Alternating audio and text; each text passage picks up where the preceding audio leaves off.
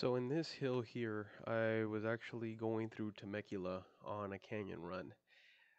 This overpass here that I was going through, this was a tough, not really tough for me, but considering I had a track day, this made it a little bit easier for me to go through.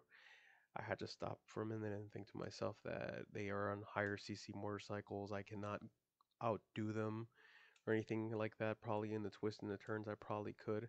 I lost audio on this one because my camera on my GoPro accidentally got touched to do time lapse. So you're getting pretty much the road from Temecula all the way to San Clemente.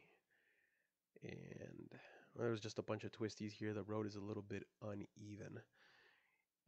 Little by little, losing the fear on the twisties and not being able to see around the corner, I found a sweet spot with my speedometer and my tack and my gears in order for me to actually achieve a safe, comfortable ride through the twisties. There was some straight roads where I actually went at a fast pace, went over 100 miles per hour, but then I remember the training that we had on the track, like visualize the road ahead and make sure that you're braking, letting go of your throttle, and trail braking at the approximately the proper times needed. So that's what I did in this circumstance here. And that's what led me to actually complete this road. It wasn't that hard level of difficulty. I'm gonna have to say Julian was way harder than this because there's a lot of blind corners and a lot of 10 to 15 mile per hour corners. Here you had a lot of 30 mile per hour corners and they weren't even sharp corners. Out of all of them, I think we had two that were sharp and two that circled pretty much a full 360.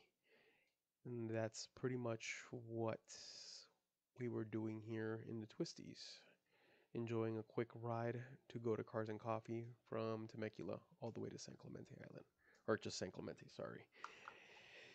There was a lot of construction on the road, so staying in like the black part right here that you see here on the road, as long as you stood on that strip or kept your tires aligned, your tire wouldn't bounce around, it wouldn't skip around, so it made it easier to ride. If you moved a little bit of hairline out of that placement, your tire will start skipping everywhere.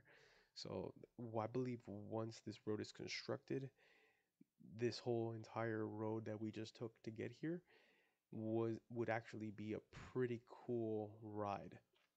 There were a few experienced people riding that cut me off and they were going at a faster pace, so they apologized, but I mean it scared the bejesus out of me. So but I learned a lot throughout this twist and turn here, and I was just glad that everybody arrived safe and sound and we got to enjoy Cars and Coffee. And pretty much that explains the entire process of this whole Canyon Road. Looking forward to doing the playground soon again.